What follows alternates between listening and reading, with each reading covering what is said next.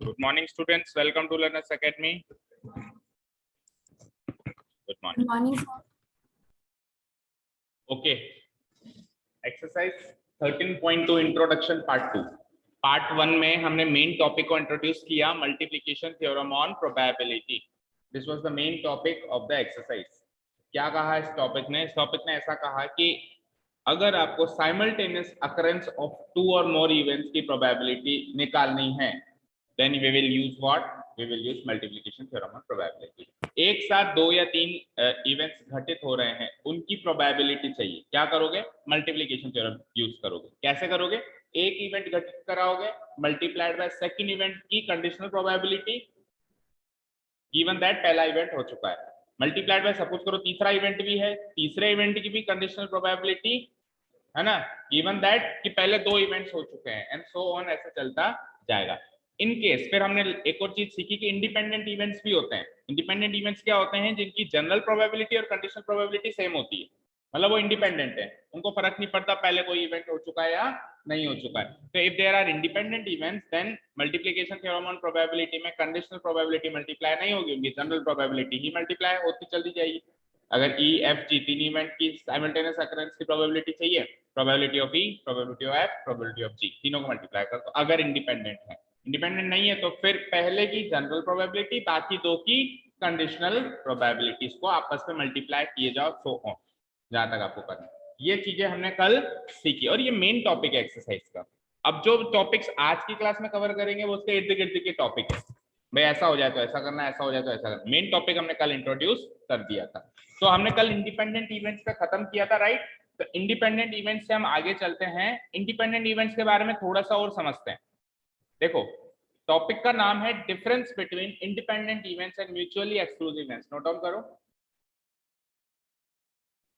Please note down the topic. Difference between independent events and mutually exclusive events.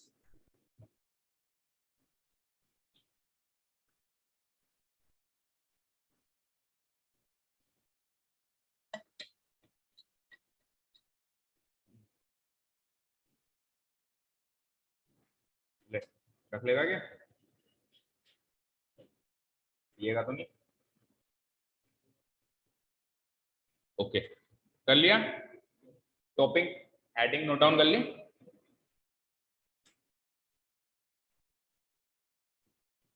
जनक कल absent थे, पता नहीं चला आपको? टेलीग्राम तो इतना ज्यादा डिस्टर्ब ही नहीं करता. ओके, शुरू करें. देखो, इंडिपेंडेंट इवेंट्स तो अभी हमने स्टार्ट किया, राइट. क्या होते हैं इंडिपेंडेंट इवेंट्स? जिनको फर्क नहीं पड़ता किसी और इवेंट के होने से, उनकी संभावना उतनी ही रहेगी जितनी पहले थी, वो चाहे ऐसे इवेंट हो, दूसरे को इवेंट हो या ना. अब एक म्यूचुअली एक्सक्लूसिव इवेंट्स के बारे में समझते हैं, ठीक है. तो म्यूचुअली एक्सक्लूसिव सेट्स हमने पढ़े थे क्लास 11th में, आपको याद हो. सिंपल सी भाषा है जिसके बीच में कुछ कॉमन ना हो. लाइक हमने सेट थ्योरी पढ़ी थी जब क्लास 11th में, आपको याद हो जब हमने क्लास 11th में सेट थ्योरी पढ़ी थी तो हमने देखा था कि इस तरीके से अगर मान लो 2 सेट्स हैं ए बी, तो ये वाला पार्ट जो होता है इसको ए इंटरसेक्शन बी कहते हैं, राइट. अगर ये ए है और एक ये बी है तो इस वाले पार्ट को क्या कहते हैं अपन? A intersection B.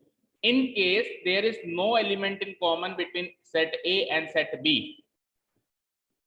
अगर ऐसा है कुछ कॉमन ही नहीं है तो मैं क्या कहूंगा? A intersection B equal to 5, या फिर मैं यूं भी कह सकता हूं number of elements in A intersection B equal to 0, कुछ भी कह सकता हूं. इस केस में सेट ए और सेट बी को बोला जाता है क्या? Mutually exclusive sets. अगर सेट बोल रहे हो तो. एंड इवेंट की बात करें तो म्यूचुअली एक्सक्लूसिव इवेंट्स.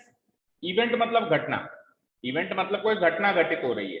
तो एक इवेंट और दूसरे इवेंट ऐसे हैं जिनके बीच में कुछ कॉमन नहीं है, जिनके बीच में कुछ कॉमन नहीं है, उन इवेंट्स को क्या कहते हैं? Mutually exclusive event. It is different from independent events.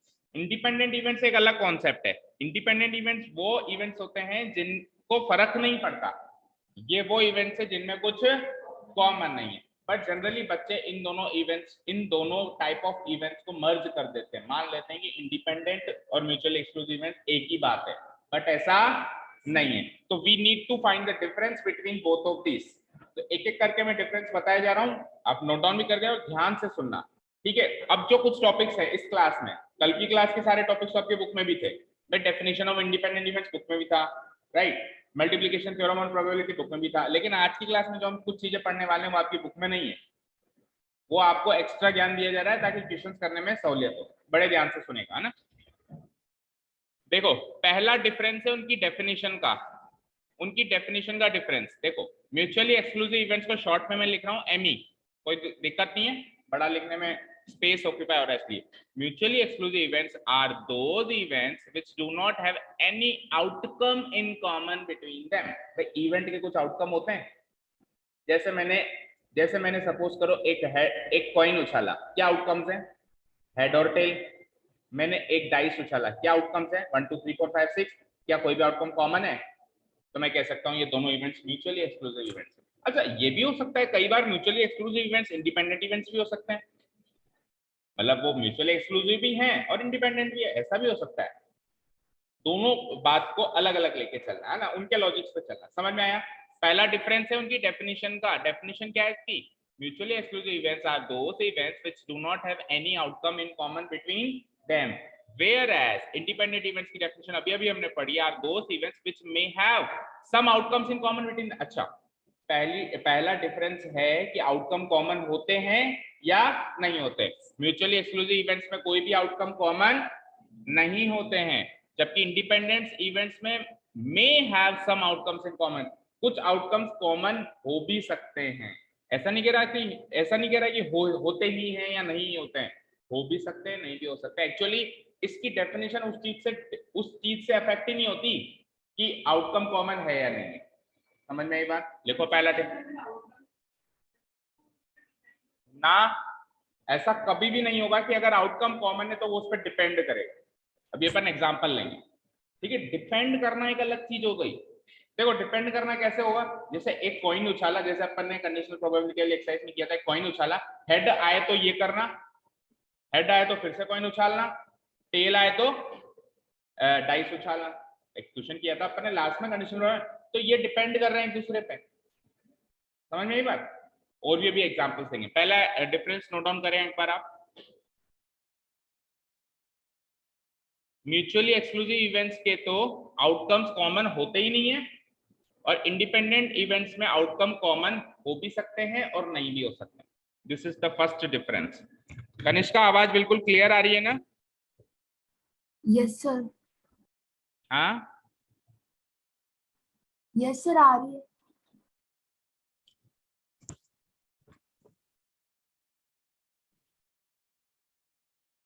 This is the first difference. चलें सेकंड डिफरेंस में।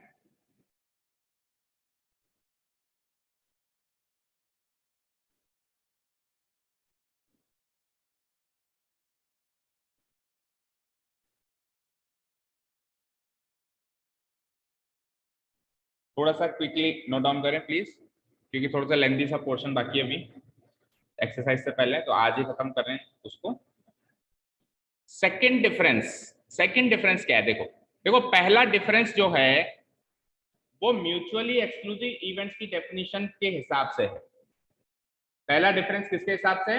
म्यूचुअली एक्सक्लूसिव, डेफिनेशन दोनों की नहीं, केवल म्यूचुअली एक्सक्लूसिव इवेंट्स। फिर उसकी डेफिनेशन है कि उसमें कोई आउटकम कॉमन नहीं होता, इस डेफिनेशन के हिसाब से उसको देखा तो उसके आउटकम्स कॉमन हो सकते हैं। सेकंड डिफरेंस जो होगा इंडिपेंडेंट इवेंट्स की डेफिनेशन के हिसाब से हो जाएगा। देखो क्या कह रहा है, mutually exclusive events are the events which may or may not affect the probability of occurrence of each other. Mutually, चलो इधर से स्टार्ट करते हैं। इंडिपेंडेंट इवेंट्स की डेफिनेशन क्या थी कि independent events are the events which do not affect the probabilities of occurrence of each other. यही सीखा था हमने कि एक दूसरे की होने की संभावना को वो अफेक्ट नहीं करते हैं। वो कौन होते हैं? वो होते हैं इंडिपेंडेंट इवेंट। इस डेफिनेशन के हिसाब से इसको देखा तो हमको पता चला कि म्यूचुअली एक्सक्लूसिव इवेंट्स वो इवेंट्स हैं which may or may not affect the probabilities of occurrence of each other। एक दूसरे की होने की संभावना को ये अफेक्ट कर भी सकते हैं, नहीं भी कर सकते हैं, बट वो तो 100% नहीं करते हैं। ठीक है, पहला डिफरेंस उसकी डेफिनेशन के अकॉर्डिंग, दूसरा डिफरेंस इसकी डेफिनेशन के अकॉर्डिंग। पहले डिफरेंस में उधर मे और मे नॉट लग गया, दूसरी डेफिनेशन में डिफरेंस में इधर मे और मे नॉट लग गया। इजी।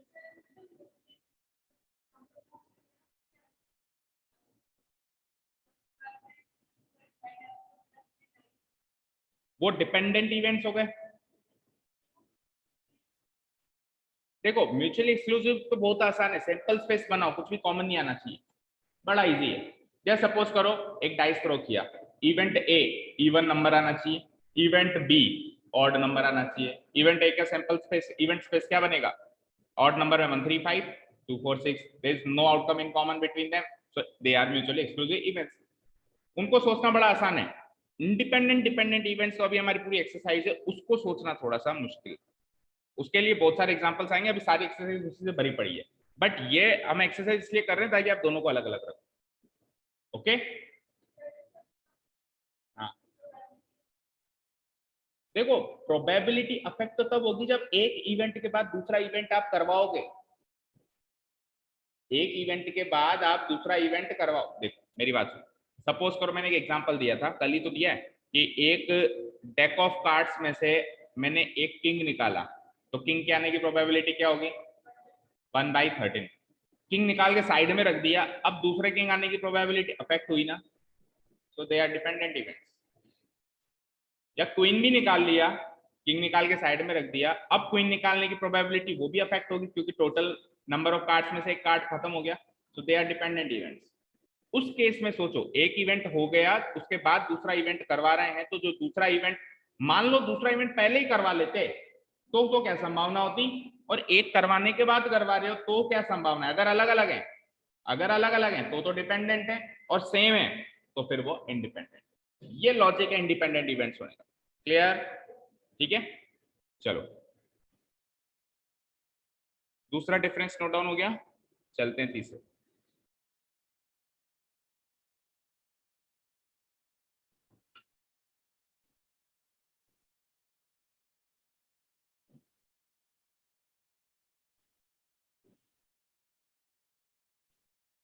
जनक नीचे वाली रो में नहीं, नीचे वाली रो में नहीं, वो वाला फैन किससे बंद होता है, देखो पता है बाहर से, मैं कौन सी रो में, ऊपर कुछ और बंद हो जाए। देखो सेकंड स्विच के अलावा बाकी सबको छेड़ के देख लो, second switch from the left, उससे क्या है इंटरनेट बंद होता है।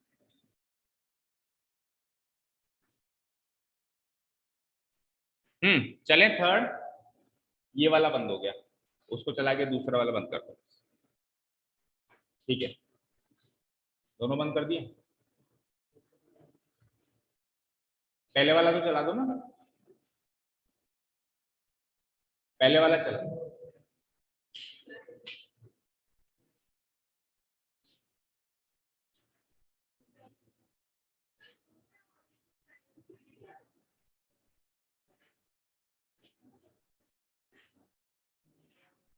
भाई आप लोग अपना काम करो।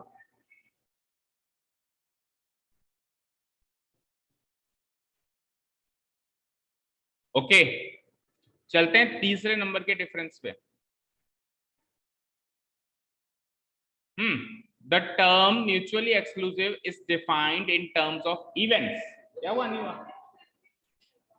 रेगुलेटर दो है ना, एक रेगुलेटर के बगल वाला बंद होगा, एक चालू होगा, उल्टा कर दो उसको, उसको बंद उसको चालू कर दो, ये चल गया। ये पीछे वाला बंद कर दो, कोई नहीं बैठा है, और कोई प्रॉब्लम नहीं है। ज्यादा फैंस चलाएंगे ना तो इलेक्ट्रिसिटी जाते ही बंद हो जाता है। नए बैच में पहले यही ट्रेनिंग देंगे कि स्विच से क्या बंद होता है क्या चालू होता है, एक क्लास उसके ऊपर खर्च करनी पड़ेगी। ओके हाँ, the term mutually exclusive is defined in terms of events. जो म्यूचुअली एक्सक्लूसिव टर्म है उसका संबंध केवल इवेंट्स से है। इवेंट्स, इवेंट्स मतलब या तो वो म्यूचुअली एक्सक्लूसिव इवेंट्स हैं या नहीं है, इसका संबंध प्रोबेबिलिटी से है ही नहीं। समझ में आई बात? नहीं, नंबर भी आ सकता है, बट इसको डिफाइन ही केवल इससे किया गया, हालांकि उसकी प्रोबेबिलिटी आप निकाल सकते हो, ऐसा नहीं कह रहा हूं, वो अगर अपन चाहें कि निकालना ही है, प्रोबेबिलिटी 0 होगी, हमको भी पता है, जब कुछ कॉमन ही नहीं है, कुछ कॉमन ही नहीं है तो उसमें एक भी आउटकम है ही नहीं, है ना, नहीं, प्रोबेबिलिटी 0।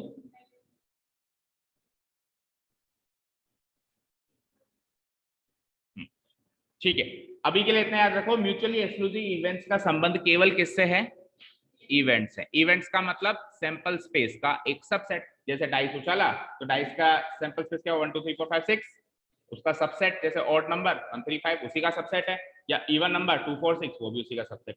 तो म्यूचुअली एक्सक्लूसिव का संबंध केवल और केवल इवेंट से है, जबकि इंडिपेंडेंट इवेंट्स का संबंध उनकी प्रोबेबिलिटी से है, किससे है, उनकी प्रोबेबिलिटी। ये तीसरा डिफरेंस लिखिए आप।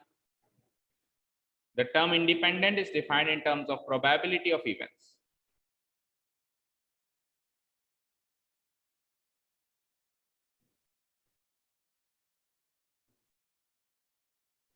अब म्यूचुअली एक्सक्लूसिव इवेंट्स की प्रोबेबिलिटी अगर आपको निकालनी पड़ जाए, वैसे तो इसका संबंध प्रोबेबिलिटी से नहीं है, बट अगर निकालनी पड़ जाए तो क्या निकलेगी, सोच के बताओ।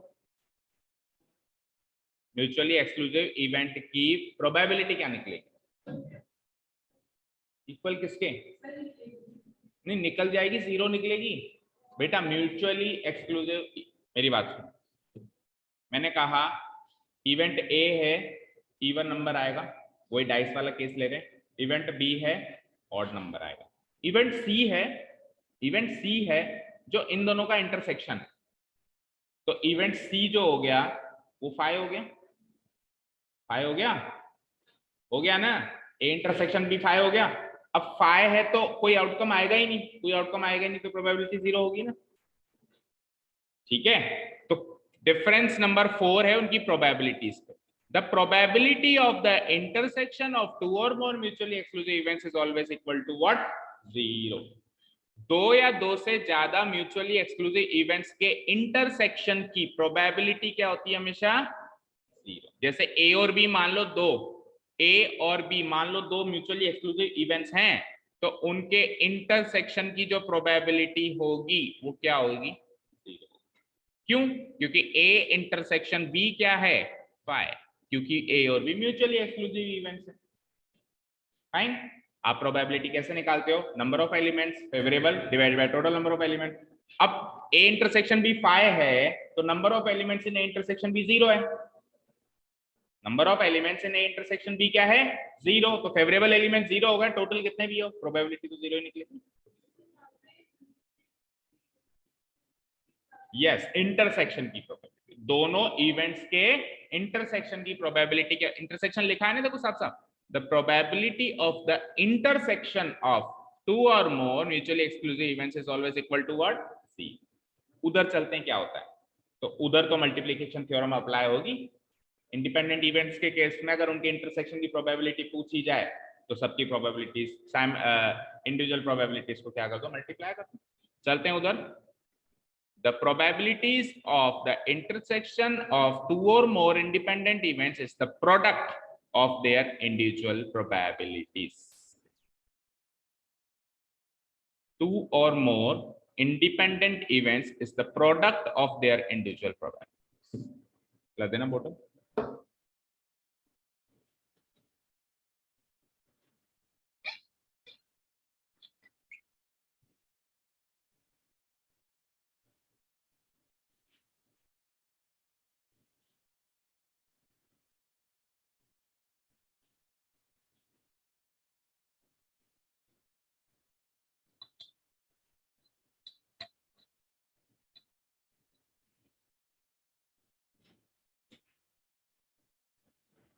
लिखिए बेटा, इसको मैथमेटिकली लिख लेते हैं हम नीचे। That is probability of E intersection F, देखना बड़ा इंपॉर्टेंट पॉइंट है ये। Probability of E intersection F अगर 0 है, then you can declare that E and F are, और probability of E intersection F उनकी इंडिविजुअल प्रोबेबिलिटीज का प्रोडक्ट है, then you can declare E and F are independent. भाई independent events में तो multiplication theorem चलेगी, उनकी इंडिविजुअल प्रोबेबिलिटीज का प्रोडक्ट चलेगा, ठीक है। और म्यूचुअली एक्सक्लूसिव इवेंट्स की प्रोबेबिलिटी हमेशा 0 होगी, क्योंकि कोई आउटकम कॉमन है ही नहीं। ये वाला सेट जो है एक नल सेट बन जाएगा, ठीक है। इसका उल्टा भी कह सकते हो कि अगर ई और एफ म्यूचुअली एक्सक्लूसिव इवेंट्स हैं तो उनकी प्रोबेबिलिटी क्या होगी, 0 होगी। और अगर ई और एफ इंडिपेंडेंट इवेंट्स हैं तो उनकी इंटरसेक्शन की प्रोबेबिलिटी क्या होगी, उनके इंडिविजुअल प्रोबेबिलिटीज का प्रोडक्ट, उनकी इंडिविजुअल प्रोबेबिलिटीज का प्रोडक्ट। ये वाइसी वर्सा चलेगा, मतलब ये है तो ये कह सकते हो, ये है तो ये कह सकते हो। चलें आगे। अब जो नेक्स्ट टॉपिक है कहीं भी नहीं मिलेगा बुक में, बट बताना बहुत जरूरी। जब अपन साइमल्टेनियस अकरेंस की बात करते हैं, दो या दो से ज्यादा इवेंट्स की साइमल्टेनियस अकरेंस की बात करते हैं, तो वो किन किन तरीकों से हो सकता है, सोच के बताओ। भाई दो इवेंट्स को साथ में घटित कराना है, कैसे कैसे घटित करा सकते हो। एक तो होता है साइमल्टेनियस अकरेंस, एक तो होता है साथ में। जैसे मान लो दो डाइस उछालने, दोनों साथ में उछाल दी, या दो कॉइन उछालने, दोनों साथ में उछाल दी, ठीक है। एक होता है सक्सेसिव, सक्सेसिव मतलब एक के बाद एक, एक के बाद एक डाइस उछाला फिर दूसरा डाइस उछाला, ठीक है। या फिर कार्ड निकालना है, दो कार्ड्स निकालने हैं आपको, एक तो दोनों साथ में निकाल लिए, और एक क्या हो गया, एक निकाला और एक के बाद दूसरा निकाला। तो जो दो साथ में निकाले उसमें तो कोई दूसरा केस बनेगा नहीं, साथ में निकाल लिए, यानी साइमल्टेनियस में तो कोई केस बनेगा नहीं। सक्सेसिव में फिर दो केस बनते हैं, कैसे, एक निकाला, क्या उसको रख के फिर दूसरा निकाला, या उसको बिना रखे ही दूसरा निकाल लिया, जिसको कहते हैं विथ रिप्लेसमेंट, विथआउट रिप्लेस। समझना ध्यान से, तो टोटल मिला के 3 केस हो गए। पहला केस तो हो गया साइमल्टेनियस, दूसरा केस हो गया सक्सेसिव विथ रिप्लेसमेंट, तीसरा केस हो गया सक्सेसिव विथआउट रिप्लेसमेंट। समझ आया, समझ आया बच्चों। एक तो हो गया साइमल्टेनियस, दूसरा क्या हो गया सक्सेसिवली विथ रिप्लेसमेंट, और अगला कौन सा हो गया। अब आप ध्यान से सोचना, successively without replacement, successively without replacement और साइमल्टेनियस एक बात एक ही नहीं है, बस क्वेश्चन पूछने का तरीका अलग अलग है। भाई साइमल्टेनियस में दोनों कार्ड एक साथ निकाले, दो निकले ना, 52 में से 50 कार्ड्स बचे वो, और सक्सेसिवली यानी एक निकाला, उसको विदाउट रिप्लेसमेंट रखा नहीं, फिर दूसरा निकाल लिया, तो अभी भी तो बचे हुए कार्ड्स 50 हैं।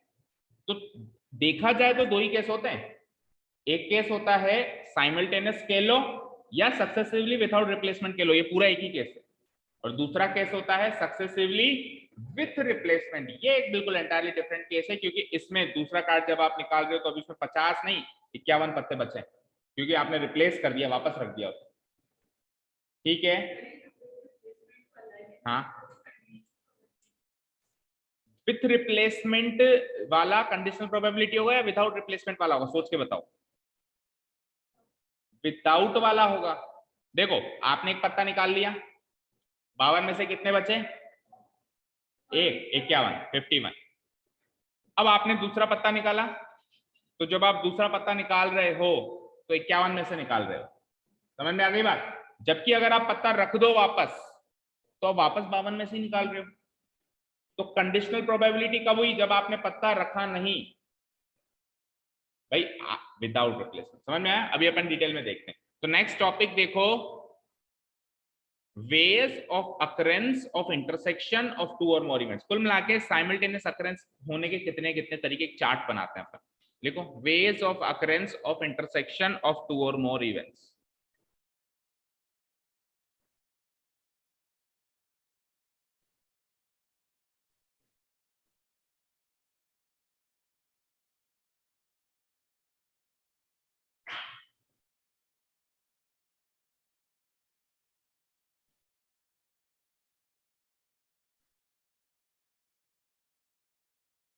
यहां तक पहुंचने के लिए पहले वहां करना पड़ेगा, यहां बाद में पहुंचेगा, पहले वहां कर ले।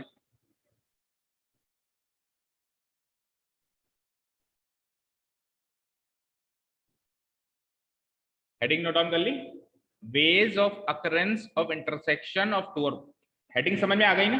दो या दो से ज्यादा इवेंट्स के इंटरसेक्शन वाला जो इवेंट है, यानी साइमल्टेनियस अकरेंस वाला जो इवेंट है, उसको कितने तरीके से अपन अकर करवा सकते हैं, या क्या क्या केसेस बन सकते हैं। पहला, जैसा कि मैंने आपको कहा, साइमल्टेनियसली। साइमल्टेनियसली मतलब साथ में। इसमें तो और कोई केस बनेगा नहीं भाई, दोनों को साथ में निकालिए, या दो से जैसे 4 पत्ते साथ में निकालिए, खत्म कहानी। ठीक है, समझ आया? जैसे मान लो एक कोई थैला है, झोला है, उसमें से 4 बॉल्स एक साथ निकाल ली, तो वो तो हो गया साइमल्टेनियसली। ठीक है। सेकंड क्या है? सक्सेसिवली। अब सक्सेसिवली में वापस कितने केस हो गए? 2 केस हो गए। एक केस हो गया विथआउट रिप्लेसमेंट, एक केस हो गया विथ रिप्लेसमेंट। रिप्लेसमेंट का मतलब समझ रहे हो ना? निकाल के वापस रख दिया, वो तो है विथ रिप्लेसमेंट, और रखा ही नहीं तो वो है विथआउट रिप्लेसमेंट। अब ध्यान से देखो, साइमल्टेनियसली अकरेंस करवा दूं या सक्सेसिवली विथआउट रिप्लेसमेंट करा दूं, ये दोनों एक ही बात है, तभी मैंने साथ साथ रखे हुए हैं। फर्स्ट और सेकंड बात एक ही है। विदाउट रिप्लेसमेंट, मेरी बात सुनो, साइमल्टेनियस अकरेंस में 2 कार्ड निकल गए, बचे कितने? विदाउट रिप्लेसमेंट में 1 कार्ड निकाला और दूसरा कार्ड निकाला, बचे कितने? 50। तो ये दोनों केस एक हुए ना। 2 कार्ड निकलने के बाद पत्ते कितने बच रहे हैं साइमल्टेनियस में? 50। इधर भी कितने बच रहे हैं? 50। जबकि विद रिप्लेसमेंट में तो 51 बचेंगे, वो केस अलग। ठीक है। और थर्ड केस क्या है? Successive without, successively with replacement. ठीक है, यानी विदाउट वाला और साइमल्टेनियस वाला एक ही बात है, विदाउट वाला और साइमल्टेनियस वाला एक ही बात है, with replacement entirely different case है। ओके, अब अपन बात करते हैं कि इनमें से कौन से इवेंट्स तो डिपेंडेंट हैं और कौन से इवेंट्स इंडिपेंडेंट।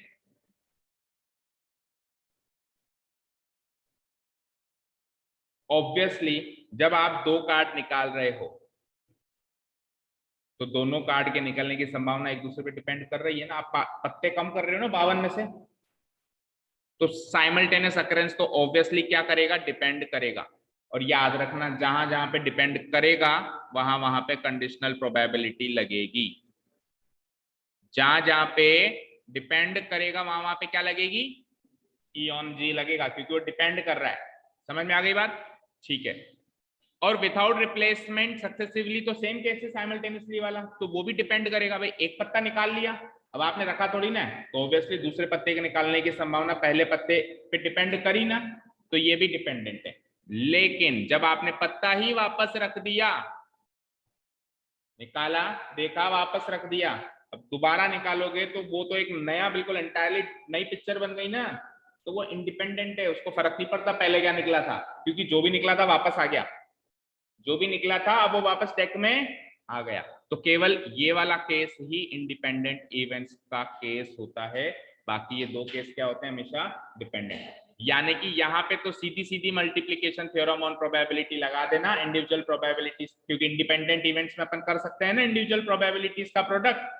लेकिन यहाँ पे आप इंडिविजुअल प्रोबेबिलिटीज का प्रोडक्ट नहीं करेंगे, कोई भी एक इवेंट घटित कराएंगे, फिर दूसरे की कंडीशनल, तीसरे की वापस कंडीशनल, चौथे की वो जो केस लिया था अपन ने वो वाला केस चलेगा इन दोनों में, उसमें सीधे सीधे इंडिविजुअल प्रोबेबिलिटीज का प्रोडक्ट चलेगा। समझ आया? इसके बाहर कोई केस नहीं होता, बस ये जो है सो यही है। ठीक है, समझ में आ गई बात? ठीक है, ये भी अपन अभी मैं लिखवा देता हूँ किसमें कैसे कैसे आपको प्रोबेबिलिटीज निकाल। देखो नोट डाउन करके लिखो, simultaneously and without replacement successively are considered the same ways of occurrence of the intersection of 2 or more events.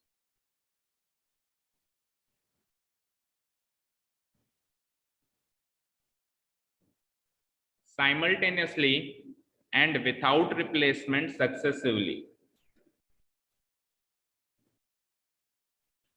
are considered the same ways of occurrence of the intersection of occurrence की spelling गलत है, double R कर देना भाई।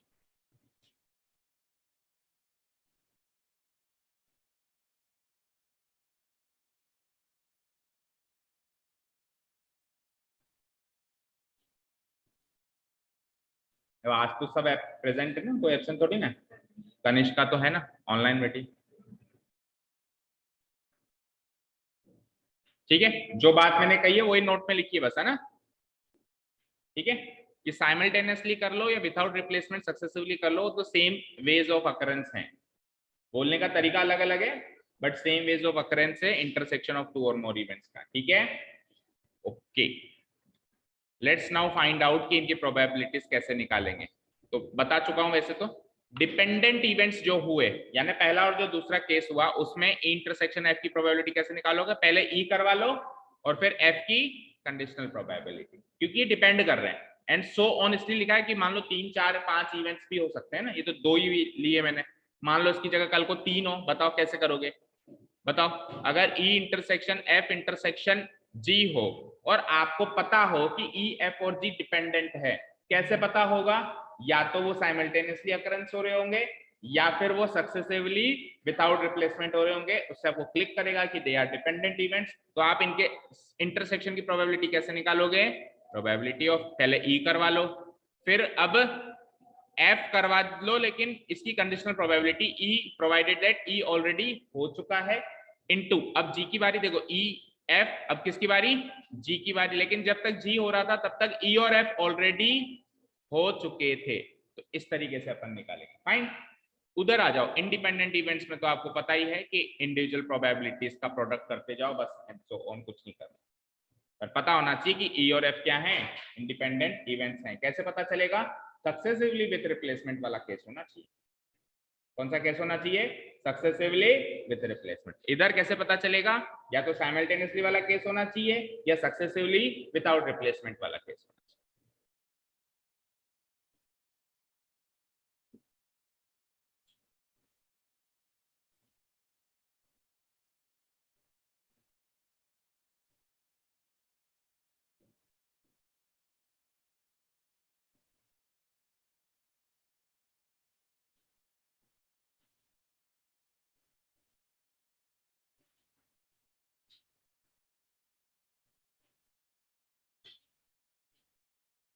चले आगे। Okay, अब ये टॉपिक का नाम तो वैसे स्टैंडर्ड नोटेशंस लिखा हुआ है, लेकिन एक्चुअली इस टॉपिक, ये लास्ट टॉपिक है, इसके बाद एक्सरसाइज स्टार्ट कर सकते हैं अपन, जो कि कल करेंगे ना। ये स्टैंडर्ड नोटेशंस जो टॉपिक लिखा हुआ है, इसमें एक्चुअली मैं आपको क्लास 11th का रिवीजन करवाऊंगा। कुछ कुछ बातें मुझे पता है भूल जाता है, ठीक है।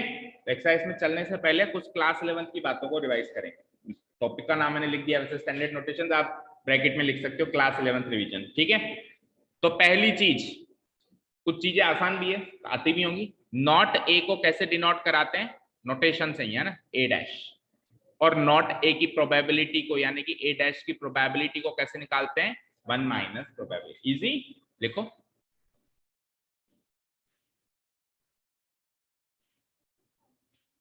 कॉम्प्लीमेंट भी बोलते हैं, ए कॉम्प्लीमेंट, ठीक है। पावर नहीं होता, ए ए सी ऐसे लिखेंगे ना, पावर नहीं है वो उसकी, ठीक है। इंडेक्स बोल सकते हो, इंडेक्स, इंडेक्स जो ऊपर बैठता है उसको इंडेक्स बोलते हैं।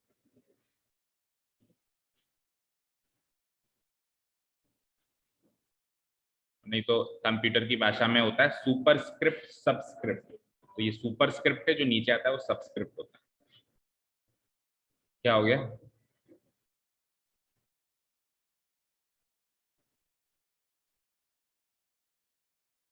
निश्चित एग्जाम में बगल में बैठी है क्या? अच्छा, क्या ये कौन है, नॉनी? पेपर ही अलग है, नहीं बोर्ड एग्जाम्स में तुम्हारे सीट्स जो हैं अगल बगल में है क्या, कहीं से पता चला है क्या, इंफॉर्मेशन, खुफिया इंफॉर्मेशन? अभी नॉनी से काफी उम्मीदें हैं तेरे को, बड़ी उम्मीद भरी निगाहों से देख रहा है, ठीक है। अनुष्का, स्कूटी ठीक हो गई? Okay, probability of a dash equal to 1 minus probability of a. Easy. Let's go to the second standard notation. And, सबको पता है 11th क्लास का रिवीजन चल रहा है, लग रहा होगा आपको ना। एंड बोले तो इस तरीके का साइन, जहां भी एंड आ जाए इस तरीके का साइन आप लगा सकते हो आंख बंद करके, ठीक है। और प्रोबेबिलिटीज के केस में जब ये चीज आ जाती है तब अपन प्रोबेबिलिटीज को मल्टीप्लाई करते हैं। क्या करते हैं, मल्टीप्लाई करते हैं, ठीक है। जैसे कि ए एंड बी है तो आप उसको क्या लिख सकते हो, A intersection B. Probability of A and B है तो आप क्या करोगे, प्रोबेबिलिटी ऑफ इंटरसेक्शन। इसको निकालेंगे कैसे, मल्टीप्लाई करके। या तो probability of A multiplied by probability of B if they are independent events, और या फिर probability of A multiplied by probability of B upon A if they are dependent events. भाई दोनों ही केस में हो तो मल्टीप्लायर आए ना, दैट मीन्स इंटरसेक्शन बोले तो मल्टीप्लाई, सिंपल सी बात है। ओके चलो नोट करो ये भी।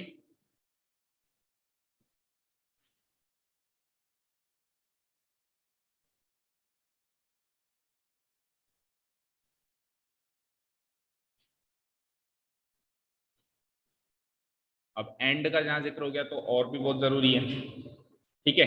और का मतलब बताया था शायद मैंने कल परसों भी, यूनियन। एंड मतलब इंटरसेक्शन, और मतलब यूनियन। और प्रोबेबिलिटी जब निकालनी हो तब अपन क्या करते हैं, उनकी प्रोबेबिलिटीज का सम करते हैं। उधर तो क्या करते थे, प्रोबेबिलिटीज का प्रोडक्ट, यहाँ पे क्या करते थे, प्रोबेबिलिटीज का सम करेंगे। ओके अब डायरेक्टली सम नहीं कर देंगे, कुछ कुछ बातें और भी हैं, लेकिन मोटा मोटा याद रखने की बात है। अब जैसे यहाँ पर भी प्रोडक्ट डायरेक्टली थोड़ा ना हो रहा है, कभी तो प्रोबेबिलिटी ऑफ ए और प्रोबेबिलिटी बी का प्रोडक्ट हो रहा है, कभी प्रोबेबिलिटी ऑफ ए और प्रोबेबिलिटी ऑफ बी बाय ए का प्रोडक्ट हो रहा है, केस टू केस डिफर कर रहा है, लेकिन हो तो प्रोडक्ट रहा है ना। तो सिमिलरली उधर यूनियन में भी मोटा मोटा याद रखो कि सम होता है। अब केस टू केस डिफर करेगा कि कई बार सम के साथ डिफरेंस भी होगा, जैसे ए यूनियन बी की प्रोबेबिलिटीज कैसे निकाली थी, probability of A plus probability of B minus, अब क्वेश्चन माइनस भी हो रहा है इसमें, तो होती है इर्द गिर्द चीजें भी हैं। मोटा मोटा याद रखना है कि यूनियन में क्या होगा, प्लस। मान लो इंटरसेक्शन कुछ भी नहीं है तो फिर माइनस करने की जरूरत नहीं है, सीधे सीधे probability of A plus probability of B, ठीक है। तो इंटरसेक्शन मोटा मोटा याद रखेंगे, प्रोबेबिलिटीज में प्रोडक्ट करवाता है, और यूनियन मोटा मोटा याद रखेंगे, प्रोबेबिलिटीज में क्या करवाता है, सम करवाता है। ए और बी जहां पर भी लिखा आ जाए तो आप उसको बिल्कुल लिख सकते हो ए यूनियन बी, और प्रोबेबिलिटी ऑफ ए और बी जहां भी आ जाए तो इसका मतलब है probability of A union B. वैसे फॉर्मूला में क्या था, कैसे निकलती थी ये याद होगा आपको, probability of A plus probability of B minus probability of A intersection B, और if in case A and B are mutually exclusive events तो ये कट जाएगा, केवल यही बचे, कुछ कॉमन है ही नहीं मान लो, ठीक है। ठीक है अब और आ जाए या इधर और आ जाए तो फिर फर्क पड़ जाता है थोड़ा बहुत, ठीक है। तो और का मतलब तो यूनियन है ही सही, इधर और का मतलब भी क्या है, यूनियन, लेकिन ऐसा का ऐसा काम नीदर नॉर में मत कर देना, ठीक है। यानी और इधर और एक ही बात है, ठीक है। अगर वो कहते ए और बी, या फिर वो कहते इधर ए और बी, एक ही बात, लिखो कोट वन लिखो। इधर और में भी आपको वही करना है, सेम चीज, यूनियन। इधर ए और बी का मतलब है ए यूनियन बी, और प्रोबेबिलिटी ऑफ इधर ए और बी का मतलब है प्रोबेबिलिटी ऑफ ए। भाई अलग अलग क्वेश्चन में वो कैसे घुमा घुमा के क्या क्या नोटेशंस दे सकता है, जो पिछले साल के एग्जाम्स के क्वेश्चंस में दिखाई दिए, उनमें तो कुछ और भी हो सकते हैं, बट जो जो दिखाई दिए वो सब कैप्चर करके आपको दे रहे हैं, तो ये चीजें वो दे सकता है। अब सबसे खतरनाक और घातक होता है नीदर नॉर, ठीक है। इधर ए और बी का मतलब तो होता है या तो ए या फिर बी, नीदर नॉर का मतलब बताओ क्या होगा, ना तो ए ना ही बी, तो फिर क्या, सोचो फिर क्या। मान लो ए और बी है उसमें, मान लो लेट अस से, चलो आपको एक वेन डायग्राम बना के बताता हूँ, फिर सोच के बताना मुझे। अगर इस वेन डायग्राम में आपने दिमाग लगा लिया तो फिर ये कॉन्सेप्ट समझ में आ गया। लेट अस से ये एक यूनिवर्सल सेट है, राइट, ये है ए, ये है बी। तो अगर मैं कहता हूं इधर ए और बी, या तो ए या बी, तो कौन सा एरिया ऑक्यूपाई हुआ, ये सारा एरिया ऑक्यूपाई हो गया, ए यूनियन बी वाला एरिया ऑक्यूपाई हो गया। लेकिन मैंने कहा neither A nor B, neither A nor B, ना तो ए ना ही बी, तो सोचो कौन सा एरिया ऑक्यूपाई हुआ, सर ए यानी कि dash A union B. Union B का कॉम्प्लीमेंट या डैश।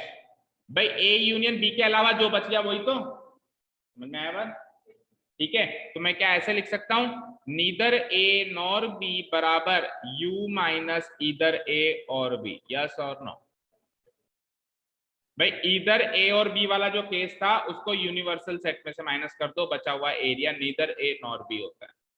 समझ में आया? ठीक है ना? सर अच्छा, नीदर ए नॉर बी को not A and not be भी कहा जाता है। Not A and not be भी कहा जाता है।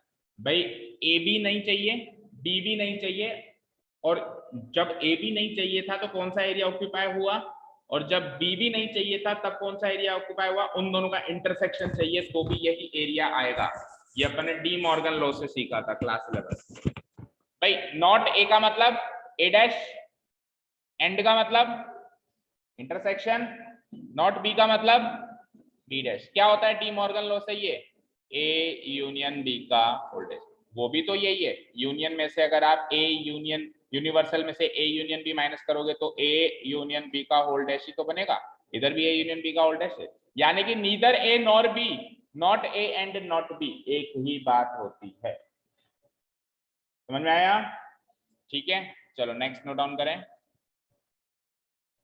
इधर वाला और इधर और वाला लिख लिया होगा, इजी है। नीदर नॉर, तो नीदर नॉर का सिंपल सा मीनिंग है जो यूनियन कर रहे थे ना आप इधर और में, उसका कॉम्प्लीमेंट कर दो, उसका नेगेटिव कर दो।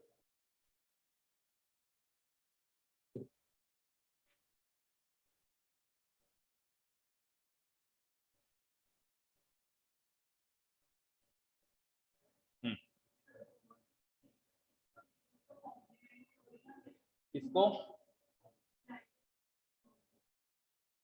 जो निशिता दे दो, कॉपी दे दो, जिसको भी दे रहे हो। वो ले रहा है ना कुछ? हाँ आप, हाँ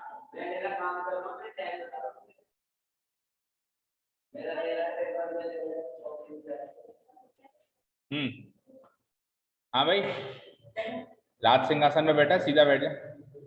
हाँ देखो मेरी बात सुनो, यूनियन करने के बाद जो एरिया मिला वो तो था इधर ए और बी। उस यूनियन को छोड़ के बचा हुआ जो एरिया है वो है नीदर ए नॉर बी। तो यूनियन करने के बाद जो एरिया मिला उसका कॉम्प्लीमेंट ही तो है वो।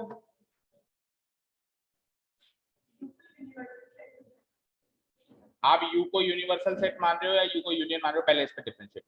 यू मतलब अगर सेट बोल रहे हो तो यू मतलब यूनिवर्सल सेट, अगर ऑपरेशन की बात कर रहे हो तो यू मतलब यूनियन। ये यहाँ पे यूनिवर्सल सेट नहीं है, ये यूनियन का डैश है। यूनियन जैसे मान लो नीदर ए नॉर बी है तो ए यूनियन बी का डैश, यहाँ पे यू का मतलब यूनिवर्सल सेट नहीं। यू देखो, यू मतलब इधर और, इधर और जैसे ही नीदर नॉर बना तो उस यू यानी यूनियन का डैश। ठीक है, यहाँ पे यू का मतलब यूनिवर्सल सेट नहीं है, यू का मतलब ऑपरेशन यूनियन है। भाई ऑपरेशन यूनियन अप्लाई करो और उसका कॉम्प्लीमेंट करो। जैसे कि नीदर ए नॉर बी है तो ए और बी का यूनियन ऑपरेशन अप्लाई करो और उसका क्या कर दो, कॉम्प्लीमेंट। समझ आया? ठीक।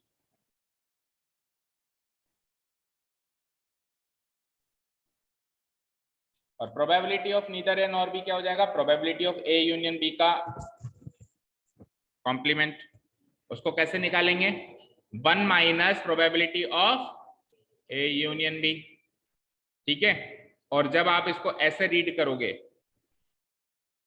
जब आप इसको ऐसे रीड करोगे तो आपका दिमाग ऐसे जाएगा, भाई not A and not be. तो नॉट ए का मतलब ए डैश, एंड का मतलब इंटरसेक्शन, नॉट बी का मतलब बी डैश। तो चाहे से आप ये चीज निकाल लो और चाहे से आप वो चीज निकाल लो, ये दोनों चीजें क्या हैं? सेम है। ऐसा हमको डी मॉर्गन लॉ ने बताया था। अभी डी मॉर्गन लॉ का भी थोड़ा सा जिक्र करें इसी पॉइंट। हो गया नोट डाउन सबका? अब डी मॉर्गन लॉ ने क्या कहा था, फटाफट से 2 ही पॉइंट गए थे इजी से, कि ए यूनियन बी का होल डैश करो तो ए डैश इंटरसेक्शन बी डैश कर दो, और ए इंटरसेक्शन बी का होल डैश कर दो तो ए डैश यूनियन बी डैश कर दो। मतलब ये होल डैश जो है ना वो जब अंदर आएगा ना तो इसको उल्टा कर देगा, यूनियन को इंटरसेक्शन कर देगा, इंटरसेक्शन को यूनियन कर देगा। ओके, तो कुल मिला के क्लास 11 का रिवीजन चल रहा है। ये आपको बुक में कहीं नहीं दिखाई देगा, बट मुझे पता है किसी को याद नहीं रहता है एक्सरसाइज में आते आते, और बच्चों को लगता है कि प्रोबेबिलिटी चैप्टर है क्या है, पता नहीं कहां से कहां बाउंसर जाते हैं सब ऊपर से। ठीक है, लास्ट एंड फाइनल नोटेशन,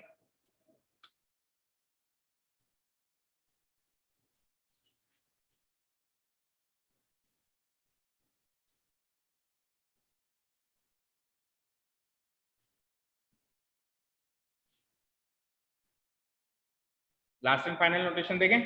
देखो, अगर कोई एक सेट और किसी दूसरे सेट का कॉम्प्लीमेंट आ जाए और उसका इंटरसेक्शन आ जाए, जैसे सेट ए ले लिया मैंने और बी नहीं लिया, क्या लिया, इसका कॉम्प्लीमेंट ले लिया, तो इसकी प्रोबेबिलिटी हम कैसे निकाल सकते हैं, जो पूरा सेट है उसकी प्रोबेबिलिटी में से इन दोनों के इंटरसेक्शन की प्रोबेबिलिटी माइनस करनी। जो पूरा सेट है उसमें से माइनस करना। बी में से क्यों नहीं माइनस किया, क्योंकि बी पूरा नहीं है, बी का तो कॉम्प्लीमेंट है। पूरा कौन सा है, ए, तो ए की प्रोबेबिलिटी, ए वाले इवेंट के होने की संभावना में से इन दोनों के इंटरसेक्शन की संभावना माइनस करके अपन ये चीज निकाल सकते हैं। अब सपोज करो कल को ये डैश यहां लग जाए और यहां से हट जाए, अब क्या डिफरेंस होगा बताओ।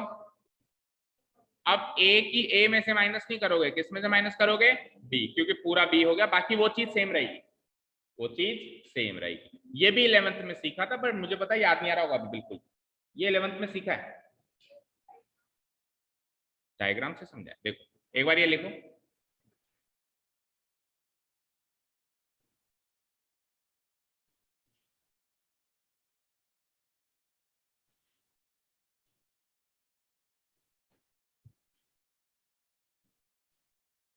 इसके बाद फिर बस बेस थ्योरम आ गया, ये लास्ट है। Now we are done for exercise number 13.2 के लिए बिल्कुल रेडी है, इतना आता है 13.2 इजीली सॉल्व हो जाएगी। ठीक है, बस आइडेंटिफाई पिक करना है कौन सा डिपेंडेंट है कौन सा इंडिपेंडेंट है। पिक कैसे करोगे, 3 केस हैं, साइमल्टेनियस आ जाए क्या है, डिपेंडेंट, सक्सेसिव विदाउट रिप्लेसमेंट आ जाए क्या है, डिपेंडेंट। इन दोनों केस में क्या लगाओगे, कंडीशनल प्रोबेबिलिटी, मतलब प्रोडक्ट करोगे कंडीशनल प्रोबेबिलिटीज का। अगर सक्सेसिव विथ रिप्लेसमेंट आ जाए क्या आ जाए, क्या हो जाएगा वो, इंडिपेंडेंट, उसमें क्या कर दोगे, प्रोडक्ट कर दोगे सीधा। अच्छा, इसका डायग्राम देखो,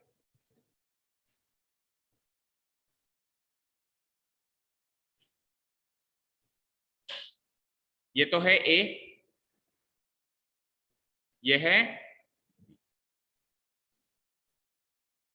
बी डैश, कौन सा होगा मुझे बताओ, बी के अलावा सारा, बी के अलावा सारा, और ए जो है वो ये है ही सही, ए जो है वो ये है ही सही। अब बी के अलावा सारा, ध्यान से सुनना बिल्कुल, तनिषा इधर देखो, बी के अलावा सारा और सेट ए का जो इंटरसेक्शन है वो ये होगा क्या, सोच के बताओ। बी के अलावा सारा भी, अभी जो मैंने शेड किया है उसमें बी के अलावा सारा है और उसमें ए भी है। भाई बी के अलावा सारा वैसे इस ए के बाहर भी था, लेकिन इंटरसेक्शन चाहिए यानी कॉमन चाहिए, समझ में आया क्या, बोलो प्रियांशी। बी के अलावा सारा क्या था, ये पूरा खाली खाली एरिया, लेकिन उस एरिया में ए का इंटरसेक्शन चाहिए, यानी ए के साथ कॉमन एलिमेंट चाहिए, तो यही आएगा। और इस वाले पोर्शन को आप ऐसे ही तो कहोगे, ए में से ए इंटरसेक्शन बी माइनस किया, समझ आया, क्लियर है, ठीक है, कोई दिक्कत नहीं है।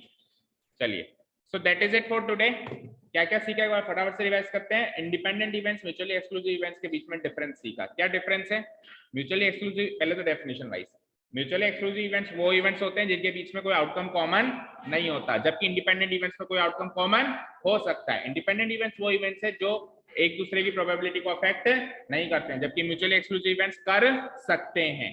ये तो होगा डेफिनेशन वाइज दो डिफरेंस। तीसरा आ जाओ, म्यूचुअली एक्सक्लूसिव इवेंट्स का संबंध जनरली इवेंट्स के लिए कहा जाता है, उसका संबंध जनरली प्रोबेबिलिटी ऑफ इवेंट्स के लिए कहा जाता है।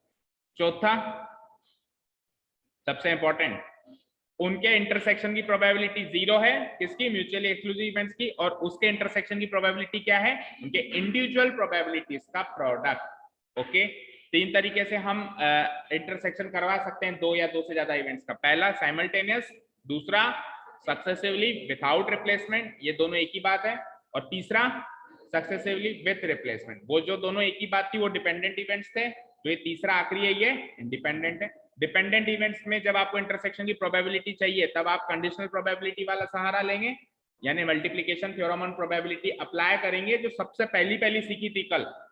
सबसे पहली यही सीखी थी, intersection F equal to probability of E multiplied by F on E, यही सीखी थी। और इंडिपेंडेंट इवेंट के केस में हम मल्टीप्लिकेशन थ्योरम ऑन प्रोबेबिलिटी फिर से अप्लाई करेंगे, लेकिन जो दूसरी वाली सीखी थी जिसमें कंडीशनल प्रोबेबिलिटी नहीं आई थी, क्या आई थी, इंडिविजुअल प्रोबेबिलिटीज का product, probability of E into probability of, और फिर कुछ स्टैंडर्ड नोटेशन 11th क्लास का रिवीजन। फाइन, कल से अपन 13.2 स्टार्ट करने वाले हैं जो गेट रेडी होता है। Thank you so much for listening to us, have a nice day, keep learning and bye.